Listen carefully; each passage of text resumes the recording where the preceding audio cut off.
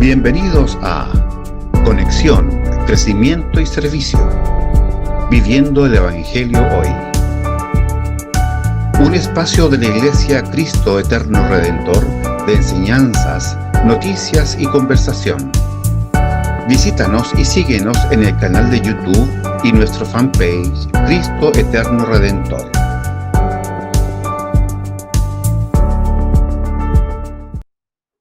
Gusto de saludarles, Dios les bendiga. Mi nombre es Arturo Valdebenito, pastor de la Iglesia Cristo Eterno Redentor, y damos inicio a otro programa, Conexión, Crecimiento y Servicio, Viviendo el Evangelio Hoy. En este día seguimos nuevamente compartiendo la palabra del Señor en este estudio sistemático y profundo del libro de los Hechos, y damos gracias al Señor nuevamente porque nos acompaña nuestro hermano Juan Aros, quien está compartiendo con nosotros esta temática que ha sido de gran edificación para nuestras vidas. Nos alienta a ver cómo el Espíritu Santo ha obrado en la vida de la iglesia y sigue obrando en la vida de la iglesia en nuestras vidas. Así que muy contentos, damos inicio y seguramente nuestro hermano ya está aquí preparado para compartir con nosotros. ¿Cómo estás, Juan? Muy buenos días. Muy buenos días, pastor, muy buenos días, hermanos. Damos gracias al Señor de verdad por este tiempo de poder compartir, de poder ver, como decías tú, pastor, de ver la obra del Señor, la obra del Espíritu Santo en medio de la iglesia, obrando a través de estos hombres comunes y corrientes como nosotros, pero que dispusieron sus corazones para servir al Señor. Así que de verdad es un privilegio y una bendición poder estar acá una vez más con ustedes. Amén. Vamos a orar entonces para que el Señor guíe a nuestro hermano. Amén. Y le des de su gracia en todo este tiempo. Padre, bendito sea tu nombre, Señor. Estamos delante de ti, como siempre, sedientos, necesitados, Señor, del agua de vida eterna que brota en nuestros corazones por la obra de tu palabra y tu Espíritu Santo.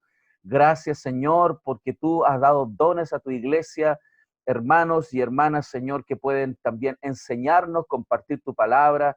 Gracias por esa bendición y en este día rogamos por la vida de nuestro hermano Juan, para que tú le bendigas y le llenes de gracia, de denuedo, Señor, para predicar cumplidamente tu palabra, para enseñarnos con estos materiales que ha preparado, Señor, y que nos bendicen y que ayudan, Señor, a que tu iglesia crezca, sea edificada, pero también tu nombre y tu gloria sea reconocida, Señor, en tu iglesia, pero también en el mundo.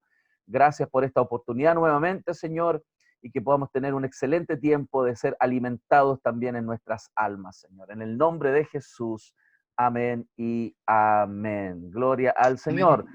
Vamos entonces Amén. a compartir la enseñanza de esta mañana con nuestro hermano Juan. Amén. Gracias, pastor. El título para esta primera parte desde el capítulo 2, porque vamos a seguir la segunda parte después del capítulo 2 al capítulo 4, ya en la siguiente exposición, la próxima semana, si Dios quiere. Y el título es El nacimiento de la iglesia, parte 1, ¿ya? Así que para que puedan estar atentos, les voy a pedir que si pueden abrir su Biblia en el capítulo 2 del libro de los Hechos, vamos a leer desde el verso 1 en adelante para que tengamos una panorámica de la narrativa de este capítulo del libro de los Hechos. Ya, así que vamos a leer y damos inicio, pues. Veamos entonces.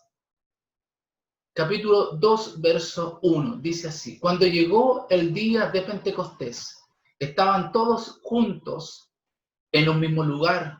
De repente vino del cielo un ruido como el de una ráfaga de viento impetuoso que llenó toda la casa donde estaban sentados. Se les aparecieron lenguas como de fuego que repartiéndose se posaron sobre cada uno de ellos. Todos fueron llenos del Espíritu Santo y comenzaron a hablar en otras lenguas, según el Espíritu les daba habilidad para expresarse. Había judíos que moraban en Jerusalén, hombres piadosos, procedentes de todas las naciones bajo el cielo. Al ocurrir este estruendo, la multitud se juntó y estaban desconcertados, porque cada uno los oía hablar en su propia lengua. Estaban asombrados y se maravillaban diciendo: miren, ¿no son galileos todos estos que están hablando? ¿Cómo es que cada uno de nosotros los oímos hablar en nuestra lengua en la que hemos nacido? Partos, medos, elamitas, habitantes de Mesopotamia, Judea, Capadocia, del Ponto y de Asia, de Frigia, de Panfilia, de Egipto y de las regiones de Libia, alrededor de Cirene, viajeros de Roma, tanto judíos como prosélitos, cretenses y árabes. Los oímos hablar en nuestros propios idiomas de las maravillas de Dios. Todos estaban asombrados y perplejos, diciéndose unos a otros, ¿qué quiere decir esto? Pero otros se burlaban y decían, están borrachos.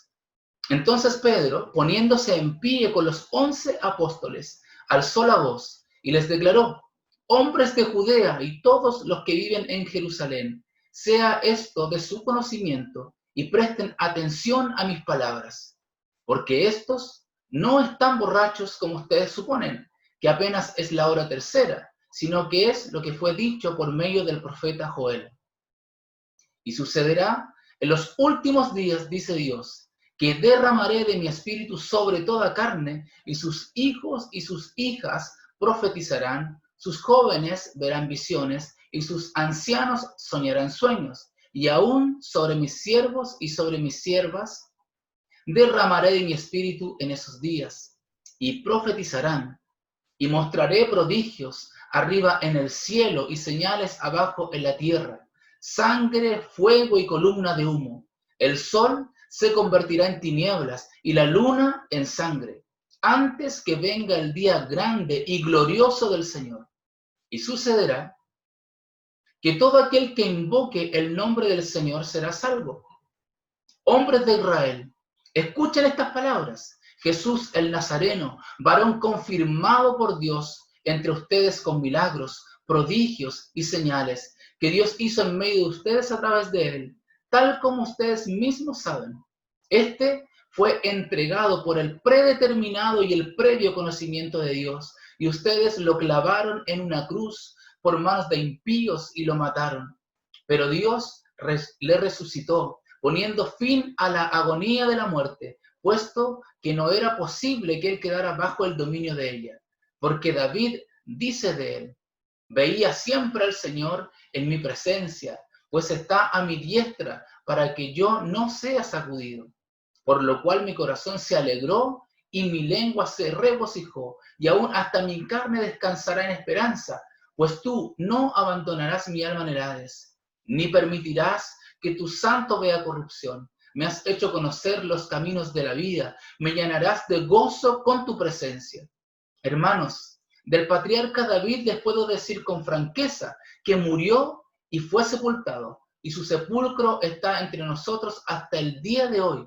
Pero siendo profeta y sabiendo que Dios le había jurado sentar a uno de sus descendientes en su trono, miró hacia el futuro y habló de la resurrección de Cristo, que ni fue abandonado en el Hades, ni su carne sufrió corrupción. A este Jesús resucitó Dios, de lo cual todos nosotros somos testigos. Así que exaltado a la diestra de Dios y habiendo recibido del Padre la promesa del Espíritu Santo, ha derramado esto que ustedes ven y oyen, porque David no ascendió a los cielos, pero él mismo dice, dijo el Señor a mi Señor, siéntate a mi diestra, hasta que ponga a tus enemigos por estrado de tus pies. Sepa pues con certeza toda la casa de Israel que a este Jesús, a quien ustedes crucificaron, Dios lo ha hecho Señor y Cristo. Al oír esto, conmovidos profundamente, dijeron a Pedro y a los demás apóstoles, hermanos, ¿qué haremos? Entonces Pedro les dijo, arrepiéntanse y sean bautizados cada uno de ustedes en el nombre de Jesucristo, para perdón de sus pecados, y recibirán el don del Espíritu Santo, porque la promesa es para ustedes y para sus hijos y para todos los que están lejos, para tantos como el Señor nuestro Dios llame. Y Pedro, con muchas otras palabras, testificaba solemnemente y les exhortaba, diciendo, sean salvos de esta perversa generación. Bendito el Señor, ¿no? ¿Qué confrontación, podríamos decir, o qué sermón, o qué posición de este Pedro, este pescador, hace un tiempito atrás nomás había estado echando redes en el mar, y ahora el primer discurso de Pedro, pero impresionante, ¿no? Amén. Ungido por el Espíritu Santo, ¿no? Así es. Con la Ahí revelación nosotros que Dios podemos da. ver ya la diferencia. Podemos ver una diferencia notoria en estas personas que eran personas comunes, corrientes, del vulgo, sin educación, como ellos mismos lo dijeron. Estos no son los galileos, no eran los que estaban pescando el otro día ahí, pero ahí nos podemos dar cuenta cómo el Señor transforma la vida. Bueno, Lucas está relatando este libro y nos cuenta cómo vino a cumplirse algo que ya el profeta Joel había profetizado cientos de años atrás. En el capítulo 2 del verso 17 al 19, Dios reveló por medio de él que llegaría aquel día que derramaría su espíritu sobre toda carne. Este es el cumplimiento de dicha profecía. Es el día, en este día el Espíritu Santo llegó, pero algo importante, no puede ser visto. El Espíritu Santo, obviamente, Dios es espíritu, pero su llegada no pasaría desapercibida. Eso es importante. Debemos recordar, y quiero que ustedes vayan también al libro de Éxodo, capítulo 19, y voy a compartir con ustedes del verso 16 al 20, lo que pasó ahí en el monte Sinaí. Y se los voy a leer. Dice así: al tercer día, por la mañana, hubo truenos y relámpagos, y una espesa nube se posó sobre el monte, y hubo un fuerte sonido de bocina, y todo el pueblo que estaba en el campamento se estremeció. Entonces Moisés sacó al pueblo del campamento para recibir a Dios, y se detuvieron al pie del monte. Todo el monte Sinaí humeaba, porque el Señor había descendido sobre él en fuego, y el humo subía como de un horno, y todo el monte se estremecía en extremo. El sonido de la bocina iba en aumento, y Moisés hablaba, y Dios le respondía con voz de trueno. Entonces descendió el Señor sobre el monte Sinaí, sobre la cumbre del monte, y llamó el Señor a Moisés para que subiera a la cumbre, y Moisés subió. Impresionante tiene que haber sido esto. Bueno, de esa misma manera, el día que Jesús entra en el Jordán para ser bautizado, el Espíritu de Dios vino sobre él y lo ungió y lo llenó. Y ese día Dios hizo una presencia también, una presencia evidente en la forma de una paloma. Entonces podemos ver que en este día de Pentecostés Dios se manifiesta de una manera evidente. Eso es lo que podemos ver, lo primero que podemos nosotros rescatar de acá. Los 40 días que el Señor pasó con sus discípulos fue un tiempo fructífero que permitió que esta naciente iglesia estuviera preparada para la recepción de la promesa que el Señor había dicho que vendría en los próximos días. Amén. ¿Hacemos la siguiente, pastor? Sí, ahí está. Sí. Bueno, vamos al capítulo 2 entonces. Empezamos con la fiesta de Pentecostés. Dice el verso 1, cuando llegó el día de Pentecostés, estaban todos en el mismo lugar. Pero es importante tener en cuenta qué es la fiesta de Pentecostés. Pentecostés significa 50. Era la fiesta que se celebraba 50 días después de la Pascua. Se le conocía también con el nombre de fiesta de las semanas, porque era el fin de un periodo de cosechas de 7 semanas, tanto de cebada como de trigo. Recuerden que Israel era una nación agrícola y por lo tanto aún sus fiestas religiosas estaban muy relacionadas también con su vida de trabajo. Y Pentecostés era una fiesta de celebración, la celebración de las cosechas. Sin embargo, es importante recalcar que Pentecostés como fiesta solemne no representaba la fiesta de las cosechas en el tiempo de Jesús, sino que también para el tiempo de Jesús, que en este tiempo que Jesús estuvo en la tierra, que vivió, murió y resucitó, durante estas fiestas se celebraba el aniversario de la entrega de las tablas de la ley. Y era considerada como un tiempo de renovación del pacto mosaico. Maravilloso. Recordemos que en Palestina vivían muy pocos judíos, la mayoría de los judíos vivían en la dispersión. Muchos de ellos, en su mayoría, ya no estaban dedicados a las tareas agrícolas. Por lo tanto, la fiesta dejó de tener una significación personal, ya que ellos no estaban relacionados ni con el campo ni con las cosechas. Por lo tanto, la fiesta fue adquiriendo otro carácter. Este carácter diferente estaba relacionado con la celebración del aniversario de la entrega de las tablas de la ley Y por lo tanto seguramente fue una idea sacerdotal, rabínica, que la gente venía con la intención de renovar este pacto mosaico. Para nosotros como cristianos, en este tiempo, el Pentecostés representa el momento en que Jesucristo el Señor estaba completando su obra. Se estaba celebrando las primeras cosechas de su obra de redención y el cumplimiento de las promesas de Dios, con la inauguración de la iglesia conforme a este plan que trazó desde un principio, que fue diseñado por Dios, ¿cierto? Qué maravilloso cómo cuadra todo, ¿no? Cómo Dios no da nada, no hace nada sin propósito, sin dejar reales señas, porque están celebrando cosecha y claramente iba a comenzar una cosecha de almas tremenda, ¿no? Así que realmente es muy significativo este ícono de Pentecostés para nosotros como Iglesia de Cristo. Así es. El Pentecostés significa para nosotros recoger los frutos de la cosecha, de la obra de redención de nuestro Señor Jesucristo. El derramamiento de la promesa del Padre luego de que el Señor regresa a la diestra de Dios, completando la obra, diciendo, he terminado la obra, por lo tanto podemos derramar la promesa del Espíritu Santo conforme a lo que Él ya había anunciado. Entonces ellos estaban, como les decía, estaban esperando. Jesús les dijo, ustedes deben esperar la promesa del Espíritu para que de esa forma ustedes puedan ser testigos. En los versos del 2 al 4 del capítulo 2 dice, de repente vino del cielo un ruido como el de una ráfaga de viento impetuoso que llenó toda la casa donde estaban sentados y se les aparecieron lenguas como de fuego que repartiéndose se posaron sobre cada uno de ellos y todos fueron llenos del Espíritu Santo y comenzaron a hablar en otras lenguas según el Espíritu les daba la habilidad para expresarse. En la próxima diapo Estamos. esa, si no me equivoco, pastor, sí. Sí, es la de Pentecostés. Así es. En este momento tenemos algo interesante e importante. Los 120 que creyeron y que fueron bautizados en el Espíritu Santo se diferencian de todos los demás hombres y mujeres salvados. Esto es súper interesante e importante. Ellos tuvieron que vivir el proceso histórico de la compleción de la obra redentora y del derramamiento del Espíritu Santo en diferentes etapas. No como nosotros. El Señor en ese tiempo muere por los pecados, resucita al tercer día, permanece con sus discípulos por un tiempo, luego asciende al cielo y se da el cumplimiento de la promesa, luego de que llega el Padre.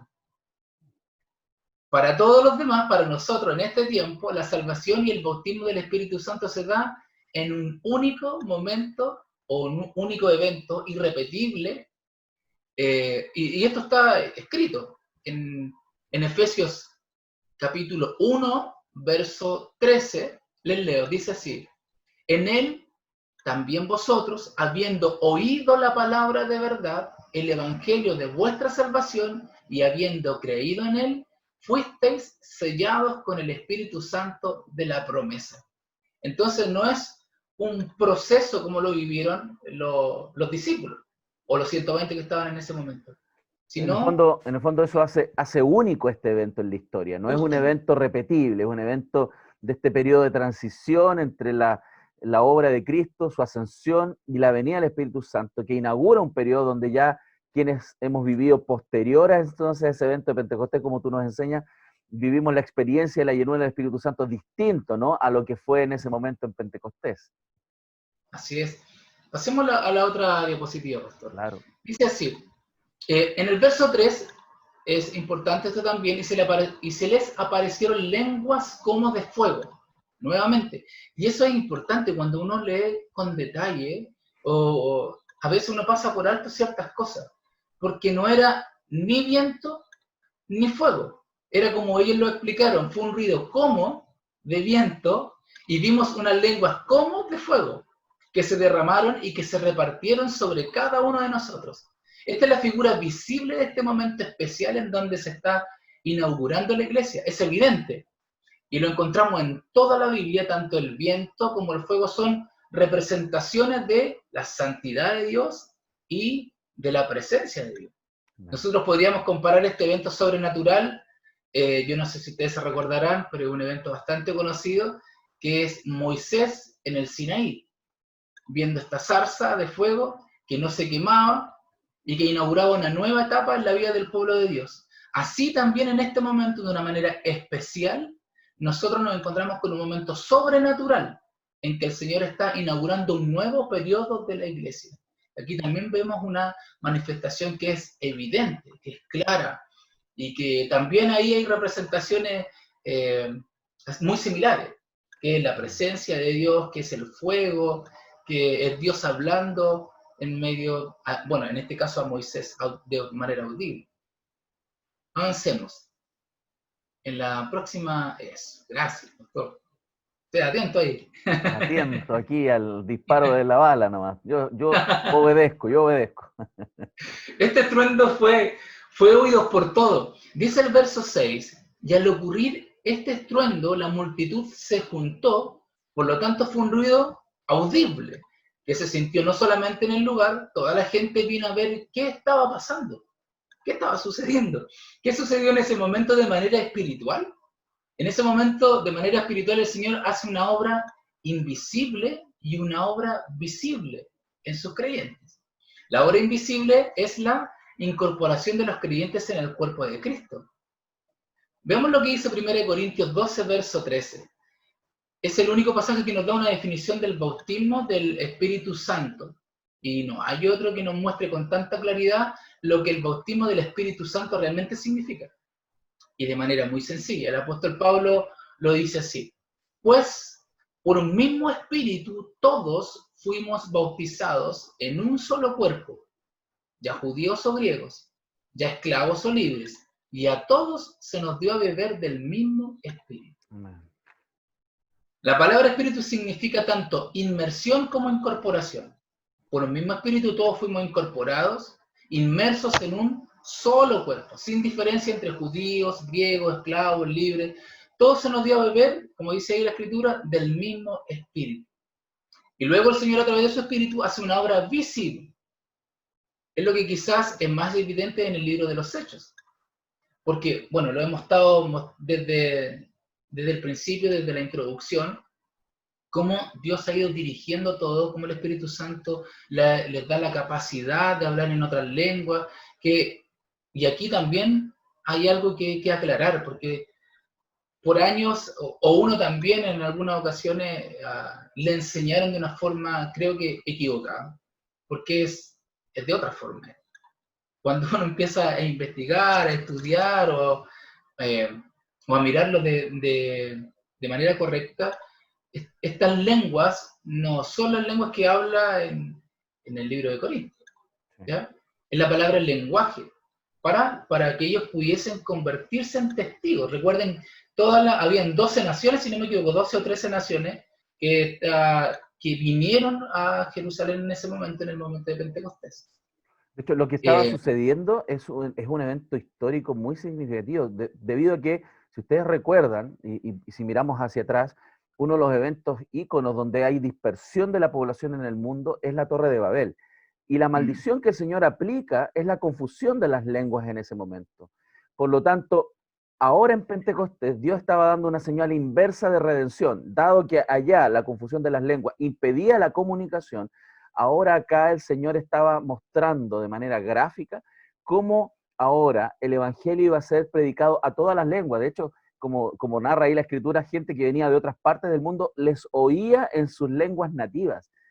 Sorprendidos estaban, pero en el fondo es una señal histórica de este proceso redentivo. Ahora el Evangelio va hacia el mundo y en todas las lenguas va a ser predicado nuevamente el Evangelio. Claro, si nosotros leemos, lo tengo aquí de hecho en mi Biblia abierta, dice, pero recibiréis poder cuando haya venido sobre vosotros el Espíritu Santo y me seréis testigos en Jerusalén, porque ahí era la fiesta, ahí iba a empezar, ¿ya? En toda Judea, en Samaria, ya hasta lo último de la tierra. Entonces, Dios, providencialmente, nosotros entendemos de que era ese el momento donde venían de la dispersión, venían y se reunían para esta fiesta que era importante para ellos. Amén. Veamos lo que dice Juan capítulo 15, versos 26 y 27. Nosotros nos encontramos justamente con esta realidad, la venida del Espíritu Santo y convertirlos a ellos en testigos. Mire, dice así: cuando venga el Consolador, a quien yo enviaré del Padre, es decir, el Espíritu de verdad que procede del Padre, Él dará testimonio de mí, y vosotros daréis testimonio también, porque habéis estado conmigo desde el principio. Otra cosa interesante es lo que nos dice el verso 4. Dice que todos fueron llenos del Espíritu Santo. El Espíritu Santo tomó el control entonces de estas vidas y ellos comenzaron a hablar en otras lenguas según el Espíritu les daba habilidad para expresarse. ¿Ya? No es que ellos perdieron el conocimiento, ¿ya? Claro. Sino que Dios empezó a usar estos vasos, empezó a usar estos hombres para dar a conocer este evangelio. Si nosotros nos podemos dar cuenta, el discurso de Pedro es escritural, de principio a fin. Amén. O sea, Veamos les capacitó para hablar en una lengua que no era su lengua nativa, y Sí, eso permite comunicar el mensaje a esas personas. De hecho, como tú tienes ahí tu Biblia, en el verso 6 dice que se escuchó un estruendo y se juntó la multitud y estaban confusos porque cada uno les oía hablar en su propia lengua. así Claro, ¿no? es. Y yo he escuchado testimonios específicos en la historia donde han sucedido cosas muy particulares así de ese tipo, ¿no? Pero el hecho histórico principal sobre este mensaje de redención estaba sucediendo ese día Pentecostés. Yo creo que es un día glorioso para el nacimiento de la Iglesia de Cristo. Amén. De verdad que es sorprendente. Por eso también bueno, ahí dice en el 7, y estaban atónitos y maravillados. Se quedaron sorprendidos. Y estos no son los galileos, es decir, que están hablando en otro idioma, en otro lenguaje que obviamente ellos no lo conocían. Así es. Los discípulos no hablaron los diferentes idiomas como demostración a ellos mismos del poder de Dios. Tenemos una idea religiosa cristiana de algunos grupos cristianos que señalan que las lenguas son una demostración para mí de que tengo el Espíritu. ¿Ya? Escúchenme hablar en otra lengua que tengo el Espíritu. Claro. O de que conozco al Señor. ¿Por qué? Porque lo ven en Hechos de los Apóstoles. Pero no es la interpretación correcta. Sin embargo, los discípulos no hablaron los diferentes idiomas como demostración a ellos mismos del poder de Dios, porque el contexto es sumamente importante. No el pasaje, no debemos olvidar que ellos habían estado o habían sido testigos de la resurrección de Jesús, habían estado con él por 40 días hasta verlo partir con sus propios ojos. ¿Qué mayor demostración de poder necesitaban ellos? ¿Qué confirmación espiritual ellos necesitaban de que eran o no eran discípulos de Dios? Lo importante es que estas lenguas eran idiomas, lenguajes, dialectos, como dice el original griego. Eran idiomas que podían ser entendidos por otras personas. Por lo tanto, estas lenguas no fueron dadas para los discípulos, sino para los receptores. ¿Quiénes? El verso 5 nos da una clara referencia de quiénes eran los receptores de estas lenguas. Dice el verso 5 en adelante, y había judíos que moraban en Jerusalén, hombres piadosos, procedentes de todas las naciones bajo el cielo. Y al ocurrir este estruendo, la multitud se juntó y estaban desconcertados porque cada uno les oía hablar en su propia lengua. Y estaban asombrados y se maravillaban diciendo, mirad, ¿no son galileos todos estos que están hablando? ¿Cómo es que cada uno de nosotros les oímos hablar en nuestra lengua en la que hemos nacido? Partos, medos, elamitas, habitantes de Mesopotamia, de Judea, de Capadocia, del Ponto, de Asia, de Frigia, de Panfilia, de Egipto, de las regiones de Libia alrededor de Cirene, viajeros de Roma, tanto judíos como prosélitos, cretenses y árabes, les oímos hablar en nuestros idiomas de las maravillas de Dios. Amén. Gloria Entonces, ¿quiénes eran los receptores de estos lenguajes? ¿Los discípulos? No. Los discípulos eran instrumentos de testimonio del Señor. Esta obra maravillosa no fue para los creyentes que ya habían gozado de la presencia de Cristo resucitado. Era para bendecir y dar testimonio a esta gran multitud de hombres que estaban allí, reunidos y que estaban buscando una respuesta a todo lo que ellos oían. Amén. Juan, te iba a comentar algo. Yo creo que eso es importante ponerlo en contexto y también entender por qué Dios da estas señales, porque esto es una señal sobrenatural. Las señales tienen este objetivo de que atendamos. Es como cuando uno ve una baliza en la calle, una baliza o una ambulancia con una baliza. ¿Qué es lo que hacemos todos cuando vemos una luz brillante, una señal? Miramos, ponemos atención. Las Justo. señales como esta es para que nos volquemos y pongamos atención a lo principal, que no es la señal en sí, sino que es el mensaje que está detrás de esa señal. Y en este caso, ellos vieron esta señal maravillosa, pero al final terminaron escuchando el mensaje del Evangelio, que era lo más importante, no la señal en sí. Justamente. Entonces, podríamos decir que es el mensaje y el mensajero, porque el mensaje, en este caso, van las dos cosas juntas, ¿cierto? Porque eran hombres usados por Dios que daban un mensaje, que hablaban de este Cristo, que era el mensajero que traía este evangelio en este tiempo. Amén. Y es importante aquí, porque hay una palabra ahí en el verso 5, que es la palabra piadosos. Dice, la idea de piadoso en el griego es eusebio, que tiene que ver con una persona guardadora de ritos religiosos. Lucas utiliza otra palabra, que es eupales, que también se traduce como piadoso, pero el piadoso no en términos religiosos, sino de una persona que anda con cautela buscando guardar la voluntad de Dios en su propia vida. Interesante es esto. Entonces, estos piadosos se refieren, Lucas, en este momento, que ellos estaban atentos, escuchando y se preguntaban, ¿qué cosa es esto? Es bastante interesante. Estos judíos oían las maravillas de Dios en sus propios idiomas. Sin embargo, el milagro no era suficiente para proveerles luz. Estaban oyendo en sus propios idiomas hablar de las maravillas de Dios, pero ellos necesitaban otra cosa. Ellos necesitaban escuchar el Evangelio. Amén. Como decías tú, es como una llamada de atención, ¿cierto? Es como esta baliza que nos llama la atención, pero falta algo.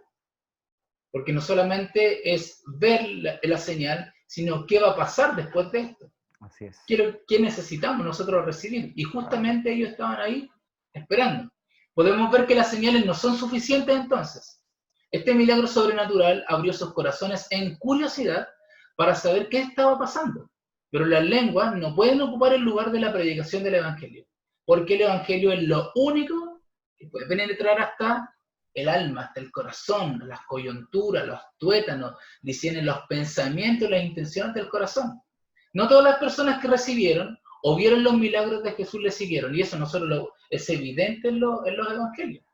Sí, es lo que Recuerden hemos el pueblo estado... de Israel durante el tiempo que estuvo en el desierto también. Claro, es lo que hemos estado viendo en el estudio sistemático de Juan. Vimos tanta gente, ¿no?, viniendo masivamente a Cristo por las señales.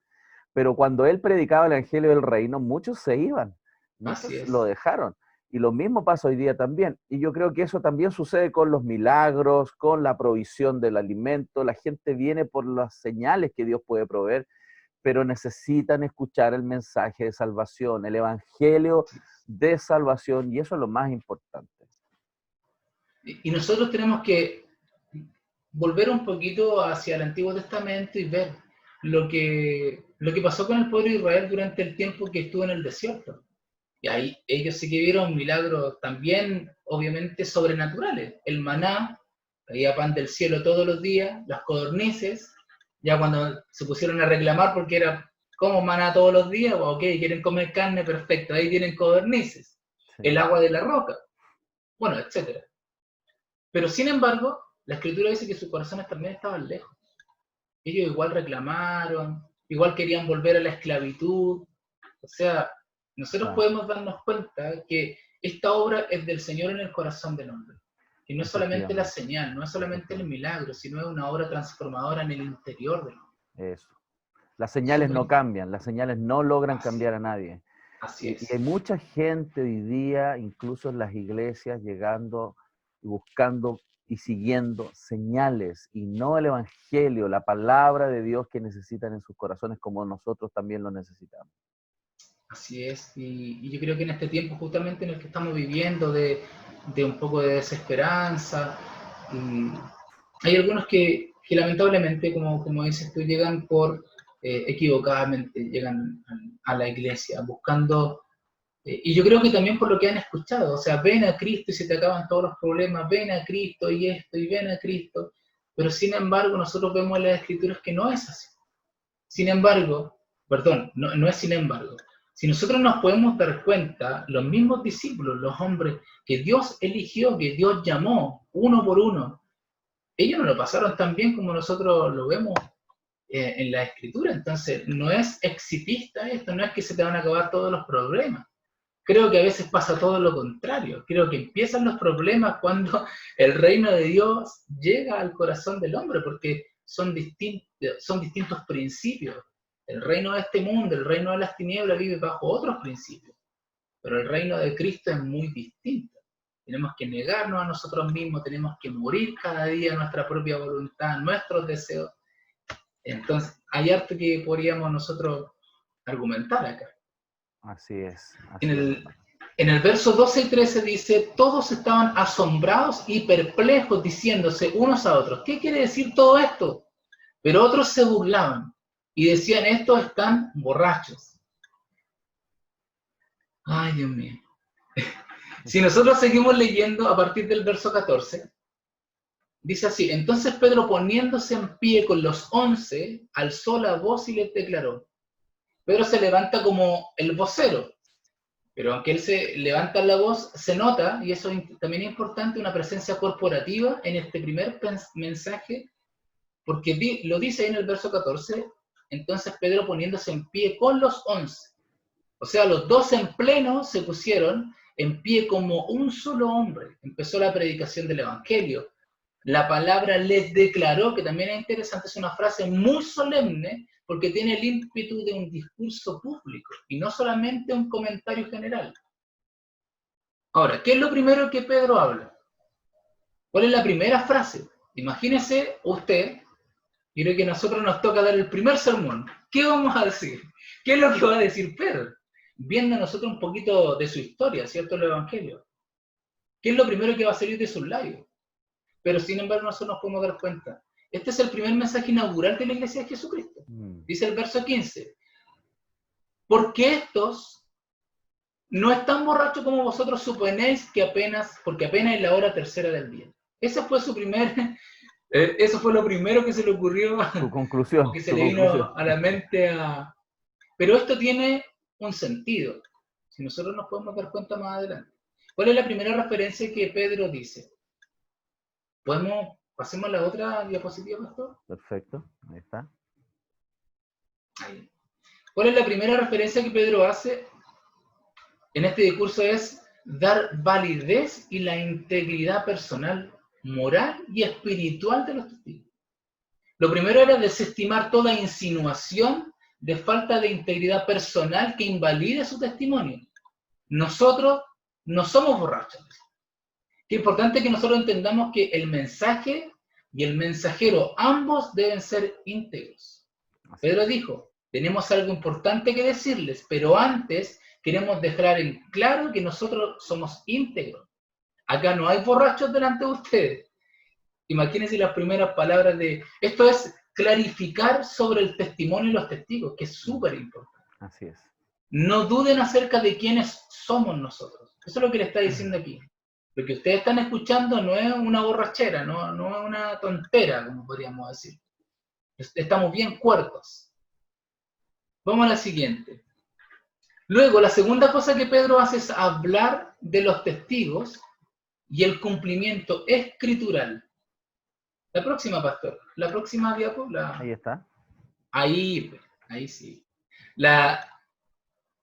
Entonces, en el verso 16 leamos, dice, sino que esto es lo que fue dicho por medio del profeta Joel. Y nosotros tenemos ahí el testimonio del profeta Joel copiado literalmente, si nosotros nos podemos dar cuenta en la Biblia. Sucederán en los últimos días, dice Dios, que derramaré de mi espíritu sobre toda carne, y vuestros ancianos soñarán sueños, y vuestros hijos y vuestras hijas profetizarán, vuestros jóvenes verán mis visiones, y vuestros ancianos soñarán sueños, y aún sobre mis siervos y sobre mis siervas derramaré mi espíritu en esos días y profetizarán. Ahora, nos surge una pregunta, ¿era algo nuevo para los judíos todo esto? Definitivamente no. Ellos conocían de los profetas, de visionarios, de hombres que tenían sueños. Eso es lo especial de este pasaje. La siguiente creo que estamos en la 19, ¿pastor? Sí, ¿Sí? cuando habla sobre los testigos y el cumplimiento escritural, dice, Sí, un perfecto. grupo de numerosos hombres y mujeres jóvenes y ancianos estaban testificando de la gloria de Dios de manera sobrenatural, cumpliendo Así es. así la profecía de Joel. ¡Qué maravilla! Es el vínculo entre el testimonio y el testigo. Este es el primer discurso. El vínculo entre el testimonio y el testigo. Nosotros no estamos borrachos, así que pongan atención lo que viene ahora. Ustedes están viendo cómo de manera sobrenatural se está cumpliendo esta profecía de Joel y la salvación tiene un gran testimonio universal. Dice el verso 21 del capítulo 2. Y sucederá que todo aquel que invoque el nombre del Señor será salvo. O sea, plantea Avancemos a la otra esta parte. extensión de salvación al mundo, ya no solo dentro de los judíos, sino al Así es. mundo. Salvación amplia. Pero aquí también hay algo que nos llama la atención. Avancemos a la próxima ¿Sí? diapo, por favor. Gracias, pastor. Dice, ahora entonces, en tercer lugar, recién vamos a hablar de Jesús en este primer discurso. Primero, la integridad de los testigos. Segundo, el cumplimiento de la palabra en los testigos. Y ahora, la razón de todo este cumplimiento de la escritura en la vida de Jesús. Versos 22 al 24. Varones israelitas, escuchad estas palabras.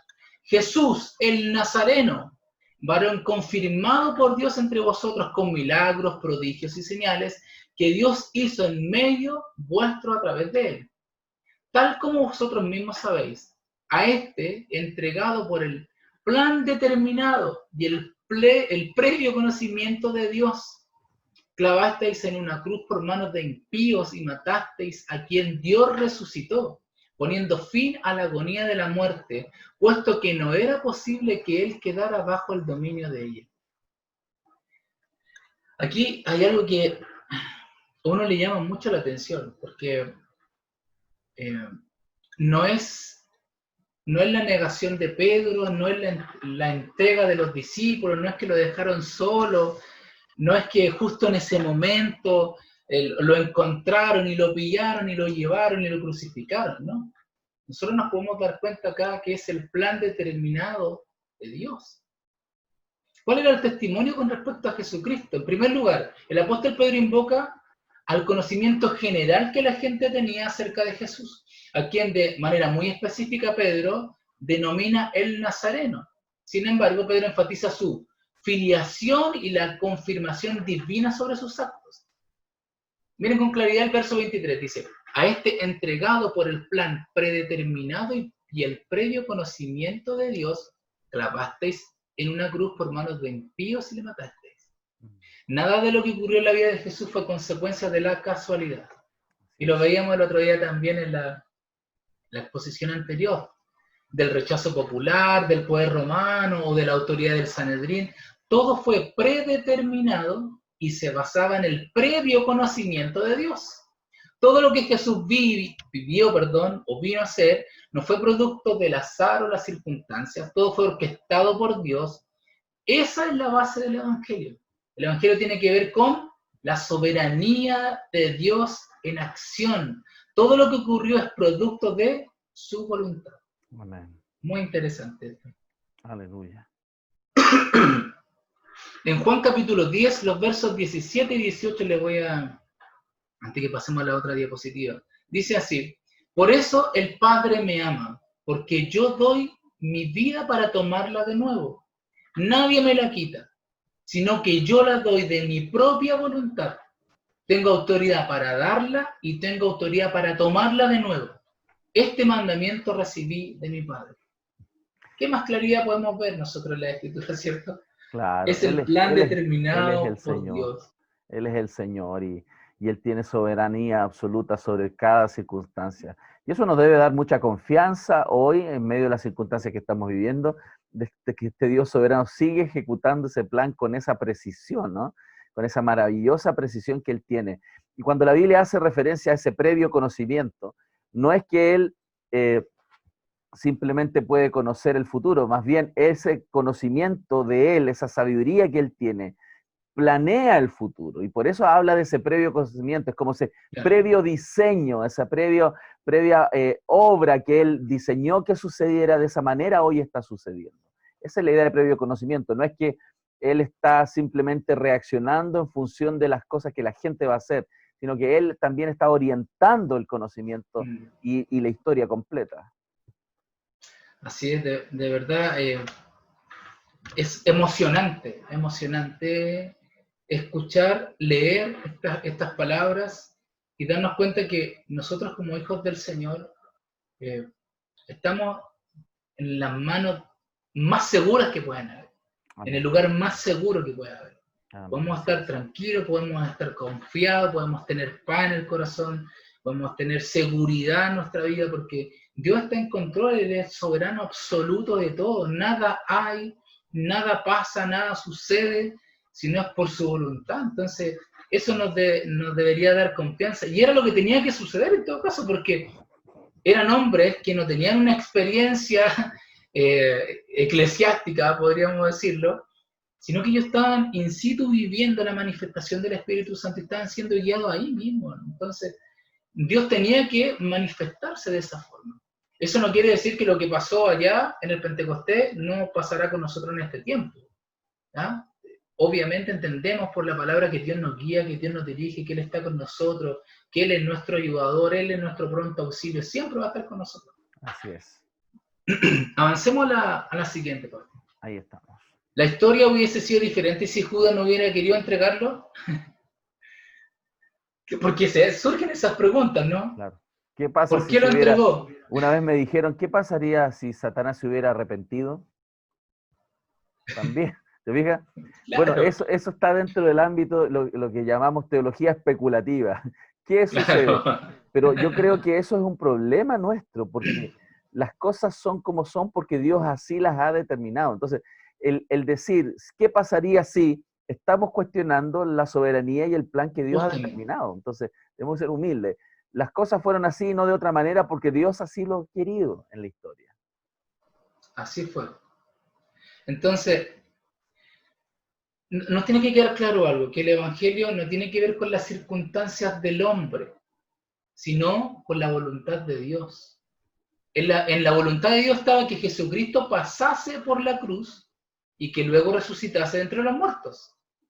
Por eso es que más adelante el apóstol en Hechos capítulo 13, verso 27 dice así: porque los habitantes de Jerusalén y sus gobernantes, no conociendo a Jesús, ni las palabras de los profetas que se leen todos los días de reposo, cumplieron estas escrituras condenando. Glorioso es esto, ¿no? Ahí nosotros nos podemos dar cuenta, las profecías se cumplieron. O sea, si nosotros vamos para atrás, en Isaías 750 años atrás, todo sucedió tal cual. Entonces, no es circunstancial, sino que es la voluntad de Dios, la soberanía de Dios. Amén. Lo que encontramos acá entonces es la providencia divina, porque el Señor cumple su palabra y hace que los impíos cumplan la palabra de Dios también. No debemos dudar que el Señor hará cumplir sus propósitos en nosotros, así como lo hizo en la vida de Jesús. Esta es la realidad. No se trata de circunstancias, sino que se trata del mover de Dios. Es la voluntad de Dios. Así es. Vamos a la próxima. Del verso 24 al verso 31. Vamos avanzando. Nuevamente vamos a vincular la vida de Jesús, lo que Él vivió y padeció con el cumplimiento de la Escritura en el Antiguo Testamento. Dice en el verso 25, hablando de la resurrección de Jesús. Porque David dice de él: veía al Señor siempre en mi presencia, pues está a mi diestra para que yo no sea conmovido. Por lo cual mi corazón se alegró y mi lengua se regocijó, y aún hasta mi carne descansará en esperanza, pues tú no abandonarás mi alma en el Hades, ni permitirás que tu santo vea corrupción. Me has hecho conocer los caminos de la vida, me llenarás de gozo con tu presencia. Este es un pasaje del Antiguo Testamento, en donde David está hablando y Pedro se hace la pregunta en el verso 29. Hermanos, del patriarca David os puedo decir confiadamente que murió y fue sepultado, y su sepulcro está entre nosotros hasta el día de hoy. Pero siendo profeta y sabiendo que Dios le había jurado sentar a uno de sus descendientes en su trono, miró hacia el futuro y habló de la resurrección de Cristo, que no fue abandonado en el Hades, ni su carne sufrió corrupción. A este Jesús resucitó Dios, del cual nosotros somos testigos. Aleluya. Nuevamente el Antiguo Testamento es comparado con la realidad de la vida, muerte y resurrección de nuestro Señor, y se encuentra el paralelo. Jesús vence a la muerte, confirmado que las palabras de David no hablaban del rey de Israel, sino del mismísimo Jesucristo. En los tiempos en que Pedro estaba hablando, Herodes, el Grande, había construido una tumba en homenaje al rey David, y por lo tanto él era testigo. Hay una tumba de David, por lo tanto David no ha resucitado entre los muertos. ¿Quién ha resucitado entre los muertos? No otro más que nuestro Señor Jesucristo. Por tanto, su resurrección demostraba no solamente su inocencia, sino también su divinidad. Él no podía quedarse en el Hades, porque su carne lo decía. No sufriría corrupción, porque era sin pecado. Ahí está súper clarito. Maravilloso. Él es Avancemos inocente y divino. Esa es toda la defensa maravillosa que se está haciendo también de nuestro Señor Jesucristo. Amén. Gloria a nuestro Dios. El verso 32 al 36 dice: a este Jesús resucitó Dios, de lo cual todos nosotros somos testigos. Así que, exaltado a la diestra de Dios, y habiendo recibido del Padre la promesa del Espíritu Santo, ha derramado esto que vosotros veis y oís. Porque David no ascendió a los cielos, pero mismo dice: dijo el Señor a mi Señor, siéntate a mi diestra, hasta que ponga a tus enemigos por estrado a tus pies. Sepa pues con certeza toda la casa de Israel, que a este Jesús a quien vosotros crucificasteis, Dios le ha hecho Señor y Cristo. Amén. Pedro se presenta a sí mismo y a sus compañeros como testigos de la resurrección de Jesús. Este testimonio es corroborado por el acto sobrenatural recién presenciado por todos los presentes. Y Pedro lo señala como la confirmación de que Jesús completó su obra y regresó a la diestra del Padre derramando su espíritu sobre los primeros creyentes. Bendito nuestro Señor. Amén. Hay una confirmación escritural. Avancemos a la próxima diapositiva. Ahí está. Ahí, gracias. Pero también hay una confirmación de parte de los testigos. Nosotros damos testimonio de que hemos visto a Cristo resucitado. Nosotros damos testimonio de que el Señor ha completado su obra en nuestras vidas, de tal manera que nuestras vidas son el claro testimonio de que el Señor está vivo y su obra es eficaz. Si nosotros lo pudiésemos extrapolar a este tiempo, nosotros también somos testigos de la vida, muerte y resurrección de Cristo. Hemos recibido el mensaje, hemos recibido su palabra, Dios ha transformado nuestras vidas. Nuestras vidas ya no son iguales. 27 años atrás, ¿sí? 27 años atrás, yo era otra persona. Podríamos decir que recién tengo 27 años. Gloria a Dios. Nos gustaría que eso fuera real también en lo físico, ¿no? Pero en lo espiritual así ha sido, nacimos de nuevo. Pero así ha sido, hemos nacido de nuevo, a una nueva vida. Y es justamente lo que está él confirmando y corroborando, Pedro. O sea, ustedes me conocieron y ahora ustedes me ven. Hay una transformación. Jesucristo murió, resucitó y nos ha dado una nueva vida. Ha venido el Espíritu Santo y nos ha transformado en otras personas. Eso es lo que le está diciendo él. Amén. Y este país en particular ha sido testigo a lo largo y ancho de nuestra nación cómo el Evangelio de Jesucristo transformó personas que eran borrachos, ya no fueron más, ladrones ya no fueron más, personas que avaras ya no lo fueron más. Dios ha transformado a miles de vidas a lo largo y ancho de este país. Que ese es el testimonio real de la llenura del Espíritu Santo, un cambio notable de vida, un nacimiento de nuevo.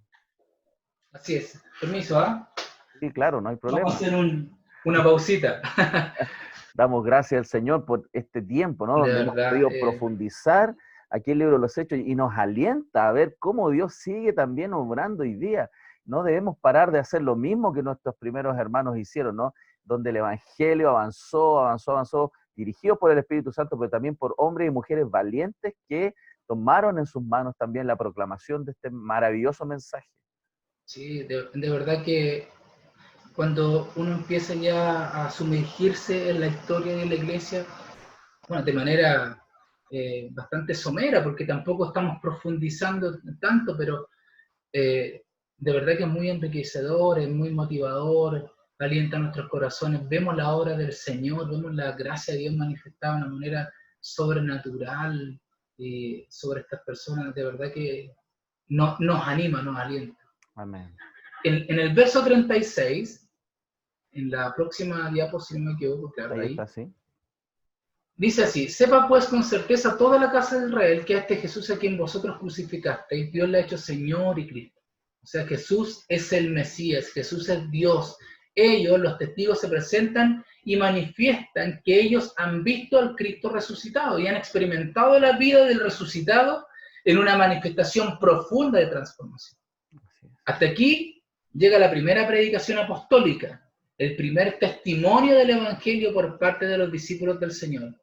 Como ustedes pueden ver, en pocas palabras, se hace un testimonio bastante completo, en donde se apoyan en las Escrituras todo el momento, en los testimonios, en la veracidad de los acontecimientos, en la confirmación de la obra de Jesús en la vida de aquellos que le siguen, y por lo tanto al final queda claro que Jesús, el Señor, es el Señor y Él es el Cristo. Amén. Avancemos a la próxima. ¿Qué se espera ahora? Ya Dios usó a estos hombres, se dio el mensaje, ahora la respuesta, ¿cierto? La respuesta de los oyentes. En el verso 37 nos dice que estas personas que estaban allí, no conocemos el número, al oír esto dice: compungidos de corazón dijeron a Pedro y a los demás apóstoles: hermanos, ¿qué haremos? Dos cosas interesantes con respecto a este pasaje. En primer lugar, dice que ellos estaban compungidos de corazón, tenían el corazón aprisionado. Esta palabra es muy interesante porque ocurre solamente una vez en todo el Nuevo Testamento, y ocurre aquí. La palabra compungido tiene que ver con una persona que ha sido sometida a tal carga de testimonio que es incapaz de poder salir de allí sin hacer algo. El Evangelio lo ha puesto en una posición tal que lo único que les queda es tomar una decisión, afirmativa o negativa, pero una decisión. Así es. Yo no puedo quedarme incierto con respecto a la realidad que me ha sido presentada.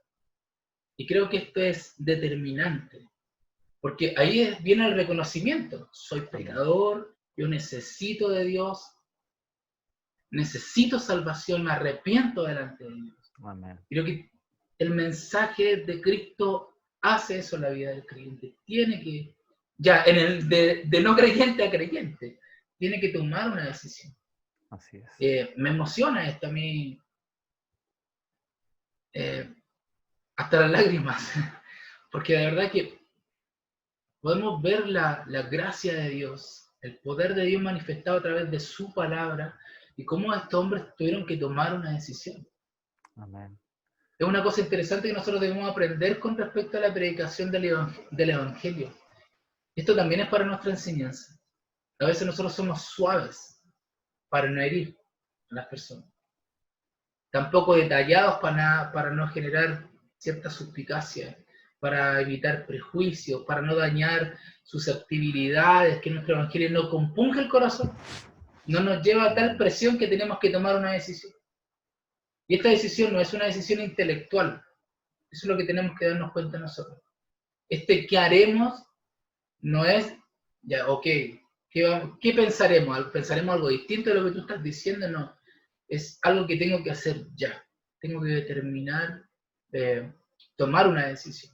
Amén. Creo que Es una rendición en el corazón. Es una rendición, es un reconocimiento en el corazón por como tú dices, ¿no? Estar compungido, apretado el corazón por esta evidencia tan real de que estamos frente al Salvador del mundo, frente al Dios de dioses, frente al Señor de señores, y no podemos quedarnos en el lugar donde estamos. Tenemos que reconocer nuestros pecados y confiar en que ese Señor murió y resucitó y también nos puede salvar de esta muerte eterna. Por eso puse esa imagen ahí en la diapositiva, un hombre postrado, humillado, reconociendo que sin Dios no somos nada, y eso tenemos que dejarlo súper claro. Amén. Dios es todo, Él es el todo, y necesitamos de Él, nada más que eso. Bueno, ellos hacen una pregunta.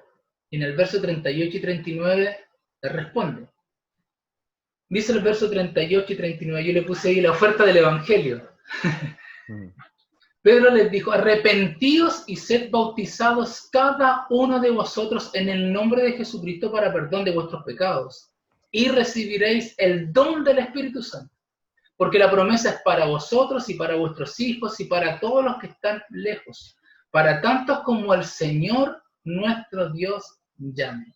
Eso también es muy interesante. Para todos, pero el Señor va a llamar a algunos. ¿Cuál es el punto de partida? Pedro invita a dos acciones, una acción interna y una acción externa. La acción interna tiene que ver con el arrepentimiento y la acción interna con el arrepentimiento y la externa con el bautismo. En ambos casos tiene que ver con un reconocimiento de la culpabilidad, un reconocimiento del pecado, de lo lejos que ellos están de este Cristo crucificado. Reconocer nuestro pecado, reconocer nuestra condición. Necesitamos a un Salvador.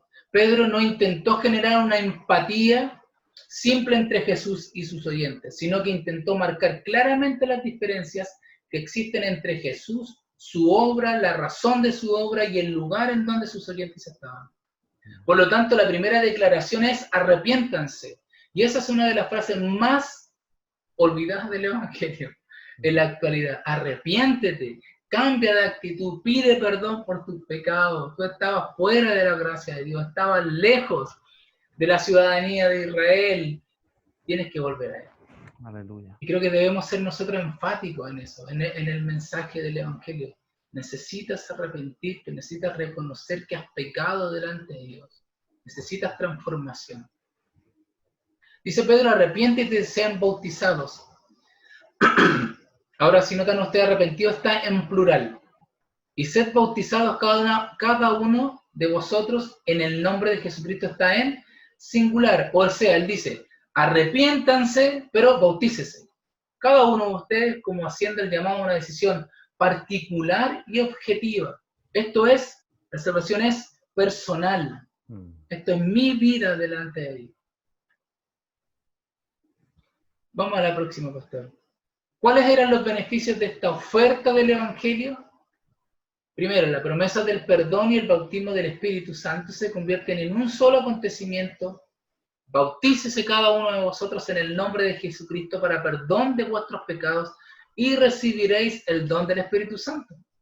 El perdón de los pecados es lo que el Señor ofrece donde no hay mérito alguno salvo el arrepentimiento, en donde no hay ritos que cumplir salvo la declaración y el pedido de perdón y el reconocimiento de la obra de Jesucristo. Ahora dice, y recibiréis el don del Espíritu. También muchos tienen problemas con esta palabra. ¿Qué tipo de don del Espíritu voy a recibir yo? Ahora, el don del Espíritu o los dones espirituales, lo que Pablo menciona en 1 Corintios 12, por ejemplo, que es el don de la enseñanza o el don de pastores, es otra palabra. En el griego es la palabra carisma para don. Sin embargo, aquí Lucas no está utilizando la palabra carisma, sino la palabra dorea, que significa regalo o don, también significa lo mismo, pero sin embargo acá tiene una característica especial. La palabra dorea está en una forma gramatical que busca enfatizar que se está ofreciendo el Espíritu Santo como un regalo, como una dádiva inmerecida. Pedro hubiera podido decir, y recibiréis el Espíritu, pero recibiréis el don del Espíritu Santo como un regalo, como una gracia, como algo que viene de Dios. Es como recibir, diferencia. en el fondo nos está planteando que más que lo que el Espíritu Santo pudiera darnos, la persona del Espíritu Santo es el regalo para nosotros. Así es. Somos sellados con el Espíritu Santo. Amén. Le pertenecemos a Dios. Él viene a morar Ahora en nuestros interesante corazones. también el verso 39, porque la promesa es para vosotros y para vuestros hijos y para todos los que están lejos, para tantos como el Señor nuestro Dios llamare. Aquí la promesa tiene un carácter universal. El Señor dice que esta invitación al arrepentimiento es para todos, para vosotros y para vuestros hijos, para todos los que están lejos. Sin embargo, esta declaración de invitación queda supeditada al llamado de Dios, para tantos como el Señor nuestro Dios llame. Esa es la idea que tiene el Evangelio de Juan cuando dice que mis ovejas oyen mi voz. Ese llamado del pastor tan particular puede hacerlo a muchas ovejas, pero las que conocen su voz, las que son de él, esas van a venir. Así es súper claro esto. Esta invitación entonces podemos ver lo que es abierta, pero para aquellos a los que el Señor llamara. Es el Señor el que convoca. Amén. Y tengo una escritura aquí, en Romanos 9, 14 al 18. ¿Qué diríamos entonces? ¿Hay injusticia en Dios? De ningún modo, porque Él dice a Moisés, tendré misericordia del que yo tenga misericordia y tendré compasión del que yo tenga compasión. Así que no depende del que quiere ni del que corre, sino de Dios que tiene misericordia. Porque la Escritura dice a Faraón, por esto mismo te he levantado para demostrar mi poder en ti y para que mi nombre sea proclamado por toda la tierra. Así que del que quiere tiene misericordia y al que quiere endurece. Finalmente el verso 40 dice, y con muchas otras palabras testificaba y les exhortaba diciendo, sed salvos de esta perversa generación. No hay esperanza sin Jesucristo. La palabra perversa en griego es escolios, de donde viene la palabra escoliosis. Significa torcido, sin capacidad y posibilidad de poder enderezarse. La salvación tiene que ver con la invitación del Señor a librarnos de algo que no tiene remedio. O sea, no hay posibilidad de salvación en ningún otro lugar más que en Jesucristo. Y eso es lo que Pedro está diciendo. Ustedes salvo de esta perversa generación. Es algo que ustedes no pueden hacer. Necesitan algo sobrenatural. Ustedes necesitan a Jesucristo. Amén. Maravillosa palabra, ¿no? Como dice la Escritura, hay un solo mediador entre Dios y los hombres, Jesucristo, hombre. Gloria sea dada a nuestro Señor. Sin Él no estaríamos contados dentro del redil de nuestro Señor. Y para terminar, ay Señor, de verdad que ha sido emocionante todo esto, de verdad. La última declaración del verso 41. Entonces, los que habían recibido su palabra fueron bautizados y se añadieron aquel día como 3.000 almas. Nosotros no conocemos el número total de oyentes, pero dentro de ellos, 3.000 personas. Lucas utiliza la palabra almas, su G. Respondieron al primer llamado a la conversión, por lo tanto, no dice si eran hombres o mujeres. Eso es relevante. Esas primeras 3.000 almas tuvieron que tomar una decisión radical al bautizarse en el nombre de Jesús. Aunque para los judíos el bautismo era algo conocido, ellos lo consideran como algo necesario solamente para los prosélitos. O sea, los que eran no judíos y querían involucrarse a la religión judía. Pasaban por el bautismo, pero no los judíos. Aunque Juan predicaba el bautismo de arrepentimiento, sin embargo, no era una práctica común y acostumbrada. Esta invitación era algo particular, era algo sumamente importante y trascendente en este momento. Lo importante es que no sabemos cuántos fueron los oyentes, lo único que sabemos es que son 3.000 personas. Llegaron a los pies del Señor en ese momento y se convirtieron en la primera comunidad cristiana. Y de esa comunidad y sus inicios y sus características estaremos hablando la próxima semana. Amén. Avanzaremos Amén. Un poquito más la próxima semana. Imagínate, creo que desde el capítulo 2, del verso 43 al capítulo 4 vamos a avanzar. Ok, qué maravilla. Esta es una fiesta, ¿no? Una cosecha tremenda. 3.000 almas tuvieron que tomar una decisión.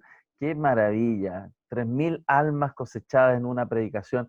Ahí uno se da cuenta del poder del Evangelio, ¿no? El poder grande del Evangelio de nuestro Señor. Así que muchas gracias, mi hermano. Una excelente enseñanza, muy animante. De verdad, gracias a Dios por tu vida y por esta capacidad de poder compartir y podamos hoy día celebrar la misericordia del Señor a través de la historia en la obra de su iglesia. Así que damos muchas gracias a Dios por esto. Así que, mi hermano, espero que podamos vernos, si Dios así lo permite, la próxima semana. Amén. Confiamos en el Señor. Amén. Muy bien, mis hermanos. Damos gracias al Señor por sus vidas. Gracias por acompañarnos en un nuevo programa, Conexión, Crecimiento y Servicio. Y esperamos, si Dios así lo permite, vernos en una próxima oportunidad.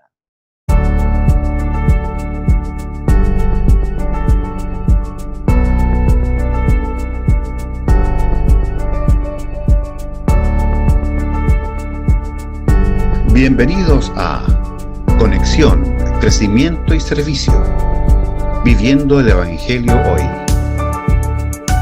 Un espacio de la Iglesia Cristo Eterno Redentor de enseñanzas, noticias y conversación. Visítanos y síguenos en el canal de YouTube y nuestro fanpage Cristo Eterno Redentor.